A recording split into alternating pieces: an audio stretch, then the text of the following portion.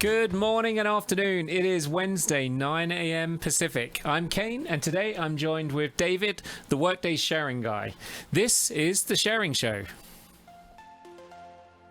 Now, today is a special edition of the Sharing Show. Today we're talking about Calc fields, and we have a question and chat session. So I'm going to pass this right over to David, and he's going to kick us off. Welcome all to the Sharing Show. This is a special edition, Calc field Q and chat.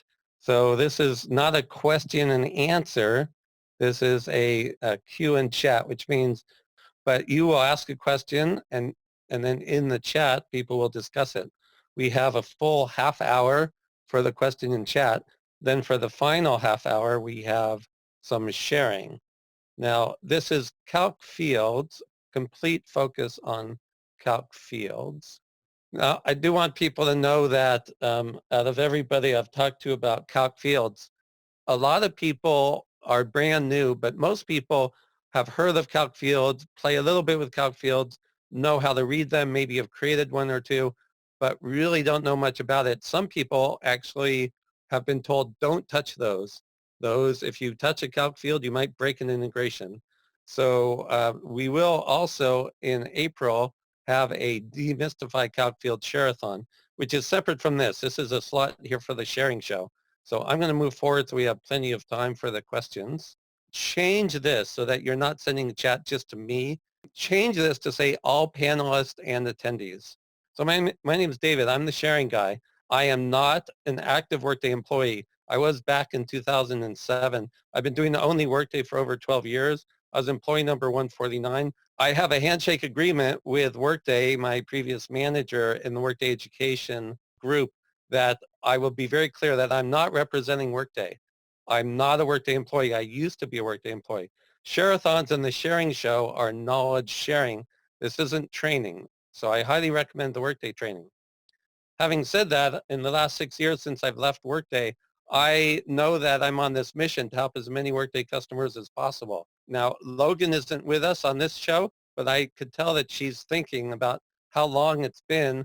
But finally, we have this Calc field question and chat session. But we also have on the 7th, the Demystify Calc Field Share-a-thon. It's actually an encore of that. We had one earlier.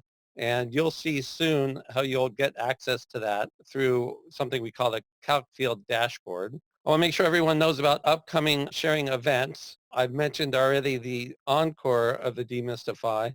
Well, go to community and make sure you find this page. Should be easy enough to find. This is where I put updates, every week or so. Now, Logan again isn't with us, but she says here that let's take a closer look. So this is today. Right? This is a Q and chat. We do have the sharing show. Many of you know about the share-a-thons, but haven't been on sharing shows before. So Logan's a guest as well as my co-host Kane and Denise. And what we do is every 2 weeks, we have the sharing show, except for this one, because there was travel planned on this day. So we got to have Calc Field Focus today. And then again, as a reminder, it's going to be a Tuesday that will have the encore of the Demystify Calc Field Share-a-thon. It does have its separate page on community. Search for encore and Demystify. That should probably bring it up. Jerry, are you able to unmute yourself? I hope so. I heard you say I hope so. This is the Calc Field dashboard. It does require registration, and I'll tell you that, and then Jerry can walk you through it. The reason this requires a separate registration is what you're looking at is a dashboard. It's not a web page. It's something called Smartsheet.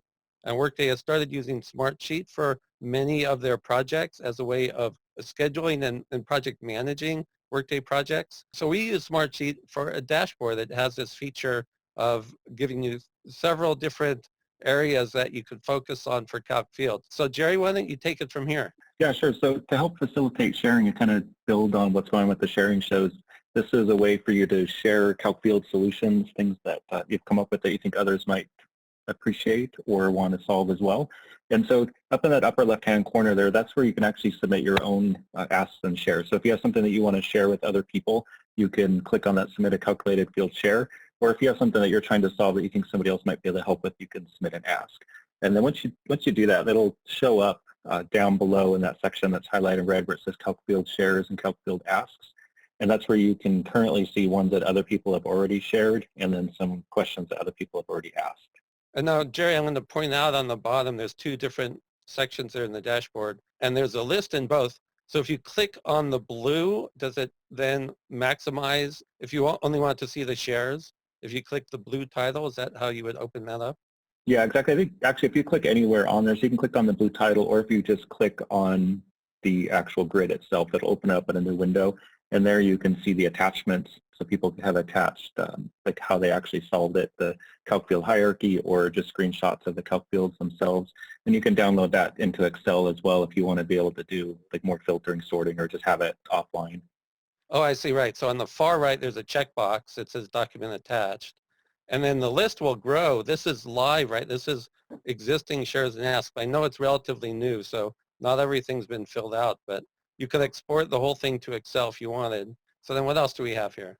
All right, so the next section is that calc field by functional area total. So that's just a count of calc fields that have been shared kind of by the functional area. So if you're looking for something for benefits or admissions, anything like that, that just gives a count of ones that have been shared so far.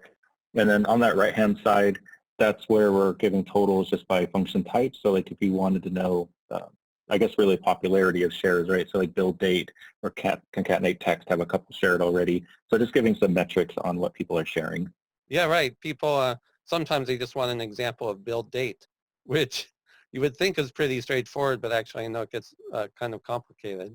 All right, so up in the top, there's also a section where if you have some tips and tricks, like maybe some lessons learned that you've learned on building calc fields, like clicking on the screen from the bottom up instead of top down, things like that. You can click that and submit a tip and trick to us.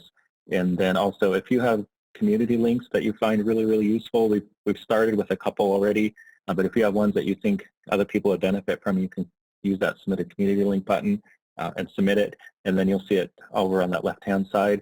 And we're trying to keep track of, does it have a video, does it not have a video, how many questions and comments does it have, give a little bit idea of popularity. On the left there, it tells you whether it has a video, how many minutes long the video is, and whether or not there are any questions or comments on it.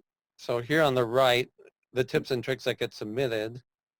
Oh, and any other helpful links like calc field abbreviations, calc field governance. Yeah, and so the submitting tips and tricks and the community link, those won't be real time. So when you submit those will come to us, and then we'll take a look at them and then add them if they haven't already been added, or add some detail to it. Like on the community links, we will kind of add the question and comment counts, things like that. But they will show in that section right below there once they've been added. So the way we have it set up is you need to be added to our Smartsheet account so that we can publish it to you. And so if you're already using Smartsheet with your company, that's where the SurveyMonkey link that you see there, it'll ask you for basically a backup email. So in that case, we would use your personal email or whatever you provide as that alternate. So, okay, thank you, Jerry. If you really want to become a master of calc fields, there's beginner, intermediate, and advanced levels. I've taught Workday to over 1,000 people, and so I've started to do workshops. And the workshops we've been doing since October, November, December, I've been thinking of all these as beta, and so these will be actual live workshops starting in April. And so in April and May, it's 3 consecutive workshops if you want to master, beginner, intermediate, advanced. If you just want to get a handle of it, there's a lot more who sign up for beginners. And then those who want to continue go into intermediate. Beginner doesn't touch lookup related value or extract single instance. That's what we do in intermediate. So let's take a look at what everybody put into their surveys. A fair number of people said that they know true-false condition. Fewer people know evaluate expression. But a lot of people know lookup related value and extract single instance. Well, a lot, I'm going to say, between 10, 20%. There are some people that don't know what LRV or ESI is. So lookup related value or extract single instance, those are at the intermediate level of the workshops. True false condition and evaluate expression, even though those could get pretty advanced, that's at the beginner level. So now it's time for you guys to introduce yourselves. I'm going to finish my presentation and then we'll go into questions. I like to use pumpkins. A pumpkin has a shape, it has a size, it has a weight, it has a price, it even has a location. And in this case, I put some boxes around pumpkins in this picture that are green or have some green. How would you define a pumpkin object? The reason I highlight some are green is, let's say you wanted to get the largest pumpkin that didn't have green on it. That's a way to demystify. How would you go about doing this if you wanted to take only the pumpkins that didn't have green on it, and then you wanted to get the largest one? It turns out in Workday, you're going to need to do the same thing. You're going to need a condition, which Workday calls a true-false condition, as to whether or not it has green on it. And then once you take those out, if you wanted the largest one that didn't have green on it, you would need to sort it by size. So that's one example. I have another example here, which is a suitcase, or a bunch of suitcases, I should say. This picture was taken at Rising in Orlando. What a great example. How would you define a suitcase business object?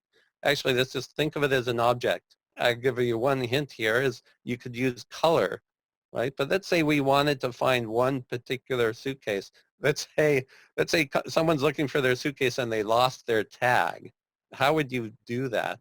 There's yet another example of a sports fan. How would you define somebody who's at a sporting event? You know, one clue is that the location is a little bit different, but maybe the location is similar to what happened for maybe the luggage tags or possibly even the pumpkins. Not just a location of where the sports fan is, perhaps like their ticket, they're holding a ticket, and that ticket is a different object. And what's the price on that ticket? So that would bring us into some examples that we will see. So now it's your turn. We're using the chat once again. Pick an object. Now, okay, you could just pick a business object in Workday, like worker, you know, expense report, candidate, dependent. You could pick any object. If you want, you know, if you're particularly interested in an object in Workday, feel free to use that one. But it could be anything. I'm guessing wherever you're sitting right now, if you looked around the room, you'd be able to pick out something. And the idea is to use this as a way of understanding what Workday had to do when they defined Workday. They created objects and they put fields on it. So here's what I want you to put in the chat. Name your object, put a few fields on it, and for extra credit, specify if those fields are text fields, are they numbers, are they currency, like the amount of the ticket that the sports fan used to get into the event. That's extra credit, and I'm going to watch the chat. And then what we're doing is we're going to line up somebody to ask the first question. Okay, while I'm watching the chat, the first person I have to ask a question is Jared. So Jared, please see if you could take yourself off of mute. And extra thank you for everybody, by the way, who's putting in objects with their fields on it. And so Jared, I see you on here. Okay, so I'm trying to find a, so it's a or multiple instance, and I need to find where the manager is the store manager at every location. So we have managers, and then we have some managers that have multiple stores that they manage. So that's what I'm trying to identify. Okay, and you're showing us right now on your screen the assignable role business object. Correct. Okay, and did you write a report to list managers, for example? So it's really, the focus is on calc fields, but to test your calc field, you would write a report. Do you have a report? I don't want to actually run the report, right? What we do is we just look at the definition. There's no private data when you look at the definition of a report. Right, did you write a report to test it? I have not yet, not in this instance, not this week yet. So obviously this is my sandbox, so it refreshes every weekend. And I did write a report where it had just worker. I built it off the worker, and then let's go ahead and do this then. So go ahead and, if you don't mind, I'll backseat drive here. and let's create a custom report. And again, we won't run it. So create a custom report and start from the bottom instead of the top. Sure. When you create the custom report, what I want you to do is data source would be all workers. Oh yeah, thank you for unchecking that box.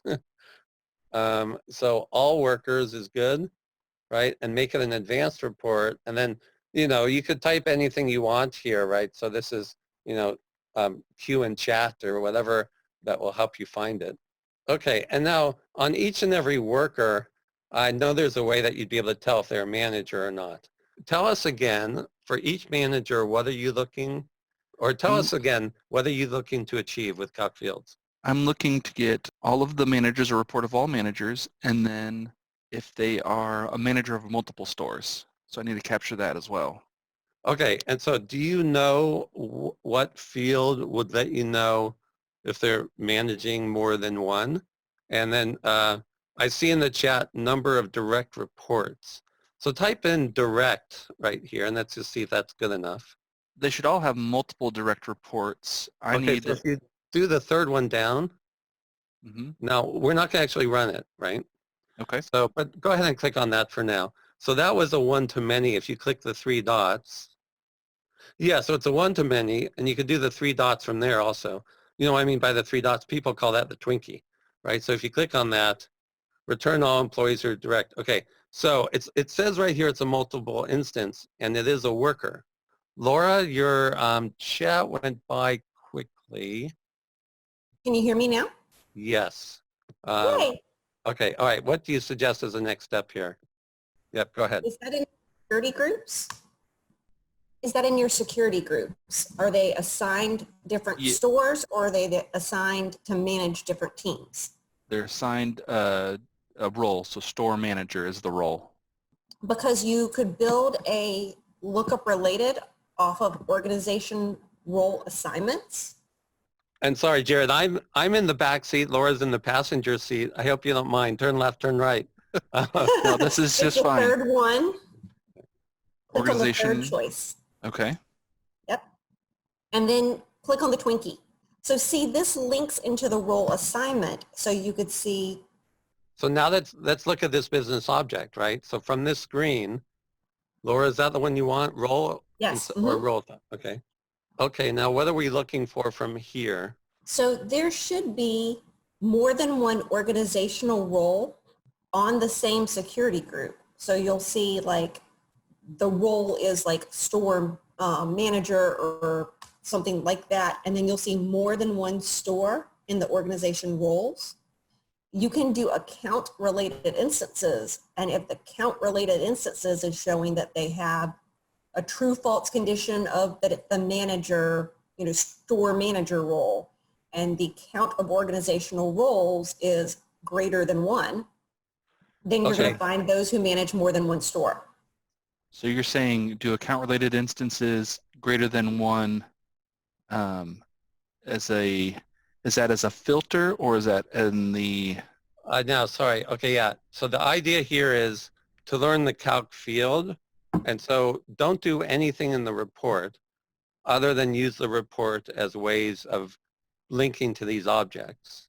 So if you go back to your report definition, and then this is a queue in chat. So there's a lot in the chat for you.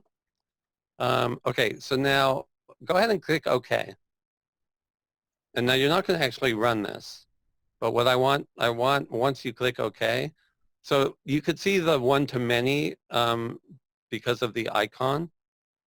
And so this is where we want people to get to this point where then you're opening up the objects, and then you're looking from there at one-to-many and ability to count and do averages, solve problems without don't use the filter in the report until you're at the point that you actually want to run the report to test the calc field. Now, Jared, what I want to do is stay true to the title.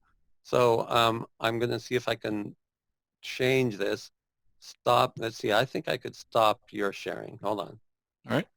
Okay. All right. So so now, Jared, now that you're not sharing, you will see questions in the chat. don't use the filter in the report until you're at the point that you actually want to run the report to test the calc field.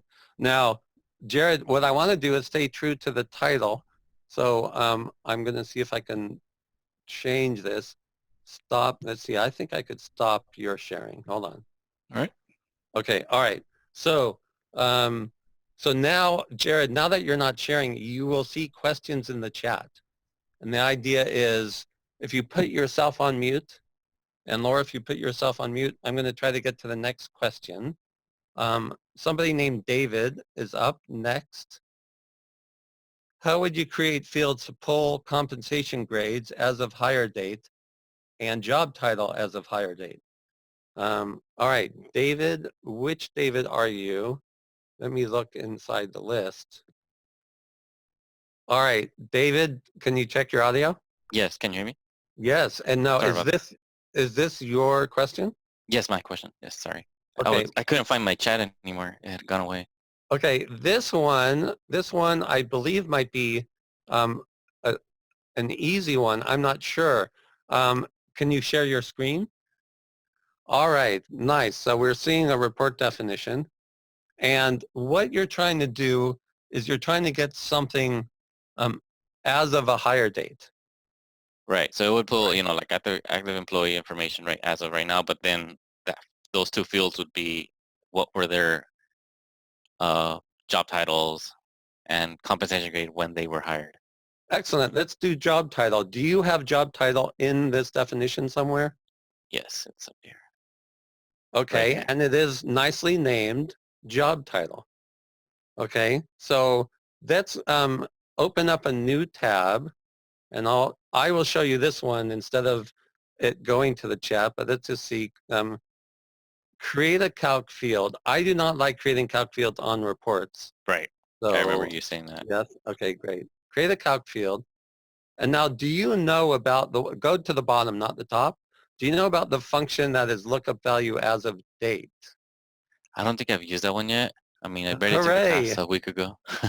Okay, here we go. So there's okay, there you go. Lookup value as of date. Now, this is on the worker object. And thank you for going bottom up here. And if you don't mind using my naming convention, do a lowercase z and then capital C, capital F. Oops. And LVD would be lookup value date, LVD. And now this is job title as of hire date. There you go. And now, do you know what's going to happen on the second screen? That's one of the questions I like to ask is like, could you actually answer that question on a quiz? Like, what does Workday need to know? Right? Like, Workday needs to know what? Lookup value as of date. I would think there's at least two things that Workday needs to know. Can you guess one of them? I would think it would be the most recent hire date. I think our field is called, I don't know if that's the one's called hire date, because there's original hire date, but then there's hire date. And I think that one pulls, you know, like the most recent, if they've been rehired or. Right, okay. So there's hire date. But how about job title? Just because you put the word job title in the name, Workday's going to need you to specify that. Title. Yeah, click OK. Yeah, click OK. And yeah, people often think, oh, wait, I already said job title, but you just put it in the name. I mean, there's AI in Workday, but not that smart AI. So right here, go ahead and type job title, and that's the field that you're going to look up as of a certain date. There you go. So now as of date, so one of them is the date that it became effective. The other one is the date in which it was entered into the system. So let's assume here that you want the job title as of an effective date of their hire date. So just type in hire date here. And then yep, go ahead and I click think it's that one, yeah. Oh, sure. Yeah, that's the most recent. And you'll see help in the chat. So David, when I said this might be a quick one, I was quite serious. You had never done an LVD. Now you have done an LVD, and you could take a look. You could take a look in the chat. I'm going to answer one question that just came up in the chat. I put a Z in front of CF so that all your calc fields show at the bottom. If you're a report writer and you work at a company that's been live or is of any significant size, you might have dozens, if not hundreds, or even thousands of calc fields on the worker object. And I just hope that you don't look for any field that starts with the letter D, because almost everyone starts calc fields with CF. And I'm to blame for that because at one point I owned the calc field report writer training and calc field and report writer training at Workday. And I hadn't left Workday yet, so I didn't realize what a pain it is that all the calc fields start with CF. So now I'm on a mission to make sure everyone puts a Z at the very front. At least all your most recent ones show on the bottom. Okay, David, thank you for Yes. sharing and for your question. So entry date, I don't have to enter anything? No, oh Or- no, it's your choice of one of those two. There is a way to do both, but that gets I wouldn't want to, yeah.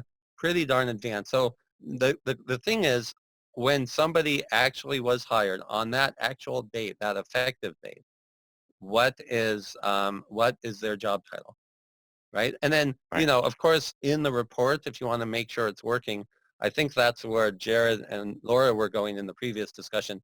In the filter, you could just make sure that that calc field is different than the current job title, Okay. right? Or you could create a true-false condition, right? But anyway, the idea is for some people it should be different. That's why you're looking for it, right? Right. Yes. Okay. Okay. Thank you. Okay. Yes, you're welcome. Put yourself on mute. We'll go to the next one. Marilyn, I'm going to look for you. I am off of mute. So you're, of course, a famous person in the Workday sharing world, but we'll focus on your question. So I'm going to read your question, and then you say it in your own words after I read what you put into the survey, into the sign-up genius. Am I choosing the wrong type of calc field, or is it just a matter of finding the field in the right business object? I'm going to say the answer is no and yes. You're not choosing the wrong type, and it is a matter of finding the right field. So how about say your question again in your own words here. Okay, sure. So often when I'm asked to build a report, it's usually for a workaround, combining two different business objects so that it can be created in one report versus multiple reports, exporting to Excel and combining it there. We're trying to use Workday as much as we can. So when I am building these reports, one thing that I often come up against is, let's say I have a report on all workers is my main data source, but I want to incorporate columns from another data source. So for example, let's say I have worker, I have Workday ID, first name, last name, but then I want to know some learning enrollments that they've had. So I add in the business object learning enrollments, I get learning content title and completion date. Then when I go over to filter, if I only want to look up one learning content title, what I'm finding is that those titles are not available to me. So then I go to a calc field, I do a lookup related value, and I find that I have to keep trying different business objects because I can't find that field. Okay, now so here, if you don't mind me interrupting here, I've moved from the back seat up to the passenger seat. So yes. Let me ask you this question. When you say you can't, the exact words you used is like you're looking for fields. If you don't have access, is it a security thing? Are you finding the fields in a report, but then it shows empty in the report? Or you're not even sure which fields to put into the report? A little bit of both. So I actually, in our testing environments, I have the ability to add all of the access that I need. So I know it's not a security thing. When I can get to the column, the data is there for me, for sure, in our test environments, being on the IT side. So for example, I was able to find the column learning, let me just see what it was again, learning content title. But then when I go over to the filter, different business objects, or to the calc field, different business objects seem to be available. So learning enrollments with an S was not available in the calc field, create a calc field area. But learning enrollment without the S is there. Okay, I was going to move on to the next question, but are you able to quickly share your screen? Because I think I could explain that confusion visually. Yes. Okay, go ahead and click share. Okay.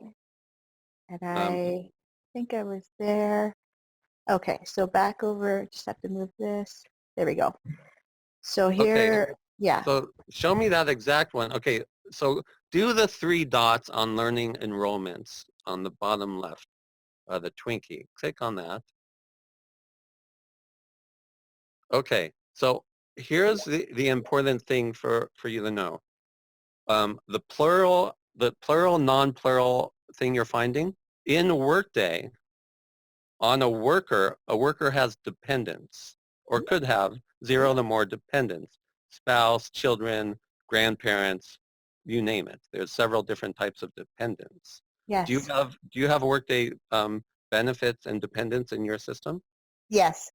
Okay, I'm going to give you this other example to help explain this. On the worker, there's a field called dependents, and it's plural, and that's the name of the field.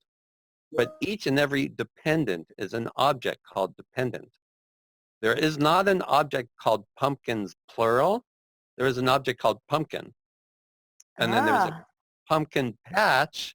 The pumpkin patch would have a name, an address, a phone number, and then a field called pumpkins, plural, is the name of the field on the pumpkin patch.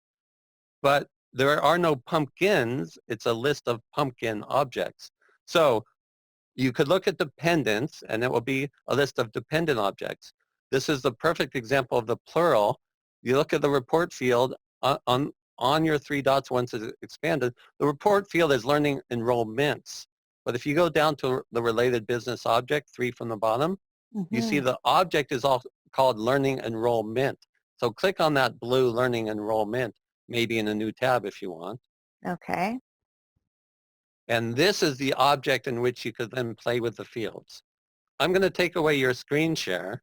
Okay. Because I've got more to move on to. We've got a couple of shares coming in that will help explain a little bit more for you if you pay attention to that. But you could also watch the chat. Others can help. I helped with this one particular thing, right? But now if you're not able to get to certain fields, it's possible that you're going too far away in the report. And from here is another object, and then there's another object. And if you get too far away from the main object of your report, you have to do an LRV, or lookup related value. Is that something you know about already, or you're not sure about LRV? Yes, I'm just kind of getting into that. I can get it on about the 4th try, I'll say. Okay. All right. Okay. So I'm going to move on to some shares, but that answer, when you say you could get in on the 4th, that helps people in the chat. That helps them help you. So now people have a little bit better idea of what where you are. And of course, you know how to contact me, right? So after this is over, so it is Q and chat and contact David afterwards. Okay, thank you so much. Go ahead and do it that way. Yep, okay. Thank you for sharing, Marilyn. And now moving on, we have 2 people who have shares. I'm also pointing out that sometimes these pumpkins are tied to others. So we did with Jared, like a manager has employees or teams of employees. It's possible that dependents are linked to each other, but more likely, so a worker has dependents, learning enrollments. Inside that is a learning enrollment. So there are hierarchies. So that's why I show this picture as well. This is all on a recording of the sharing show. You would see an example of getting the most expensive meal. That's an extract single instance where, just like what people were sharing, you have a report, and in the report you're one object away, and that in that one object away there's a type like meals or cell phones. So you would want to grab from that object some data. That's similar to what we were just doing, and it's not filter at that point. At that point it would be sub-filter. So I'm going quickly through that because it is recorded on the sharing show. You'll find that on YouTube. So now questions. We've just asked, we had some questions. I want to make sure people know. The sharing show actually now has a web page. So in the web page, you could register for things like the dashboard. We saw earlier, people were wondering about that. There's a register for the dashboard. There is a register for sharing show. For Calc field, Q and chat is now demystify. Anyway, we make it easier to register from there. Contribute, you could become a guest, ask questions, or share something on the sharing show. There's also newsletters, more hints from past episodes, and you could submit things. Just make sure not to put a typo in your email. We're ready now for some shares. I now have to find, Indy, are you on? So Okay. real quick, the use case here in the share is we are trying to audit every fifth expense report.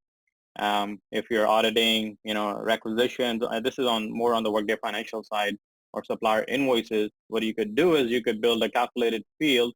Essentially, it's a three-step process that you create a calculated field, create a condition rule, and use those two in a business process step. So we'll go through that real quick. If you can move over to the next screen. All right, so here's an example of the calculated field that we're creating, which is a substring text. In this example, we're saying the sequence generator of the expense report number is 10 digits. We are extracting the last digit from that particular expense report number. So this is how you would create the calculated field. And once you have the calculated field created, you will create a condition rule, which is actually looking up the last digit, whether it's 0 or 5. So you could have 10, 15, 20, 25, so forth. So every time the expense report number would hit a 0 or a 5, which is the last number of the expense report number, it will kick in that particular condition rule. And this is how we would create the condition rule. And let's move to the next screen.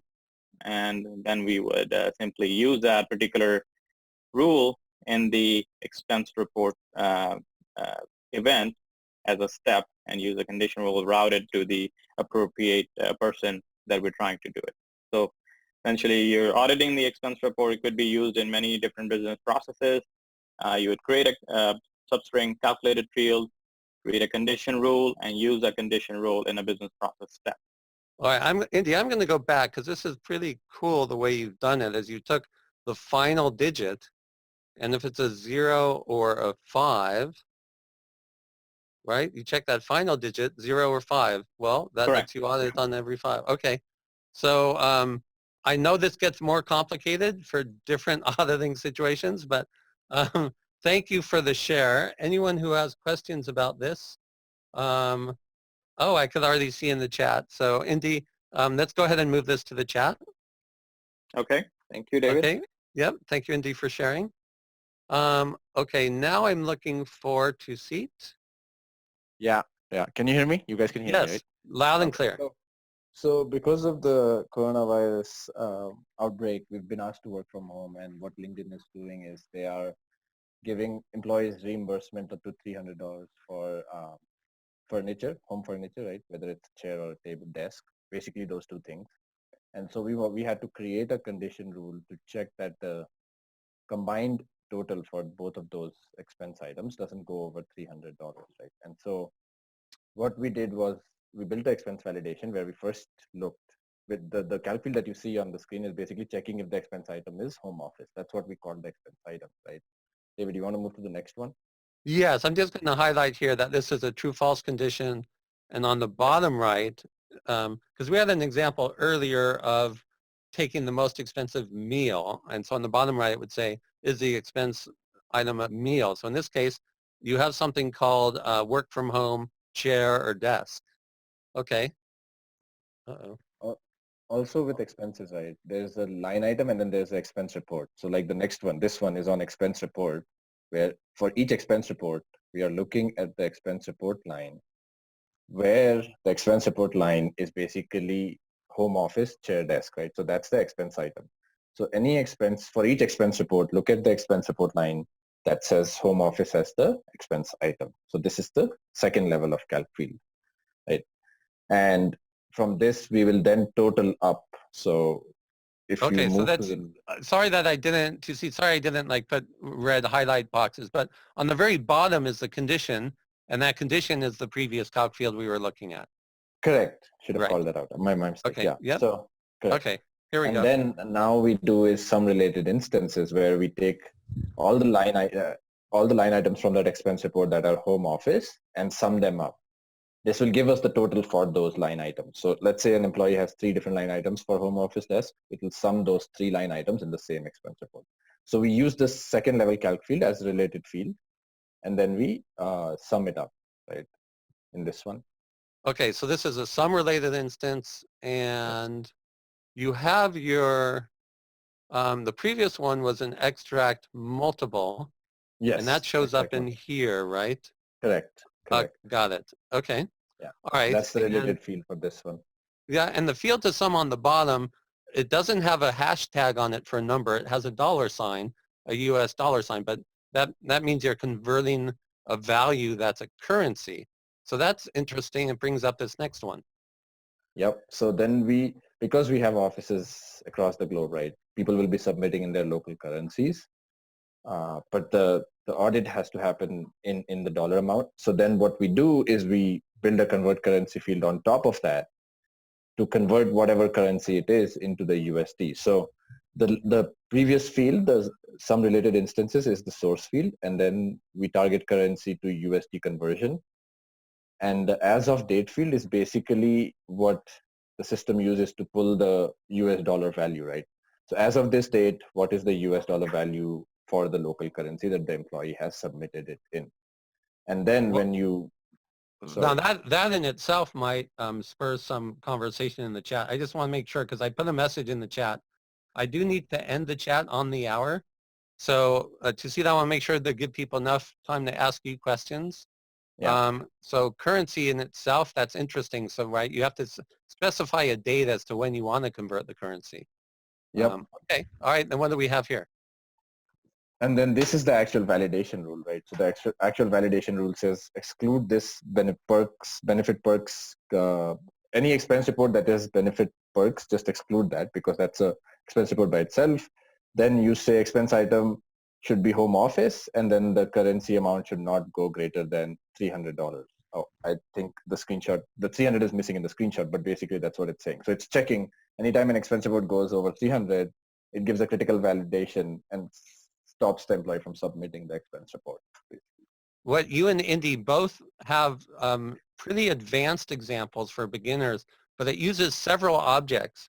So what I'd like to do is I'm going to follow up with both of you. I'm going to zoom in on the screenshots and we'll post them. We'll post these on community where it says, the Calc field Q and chat, the special airing of the sharing show, so that, people could see better. Although this is recorded, I'm not sure how much of this we'll put out on YouTube. But this is a great example. Thank you, Tusit. Let me see.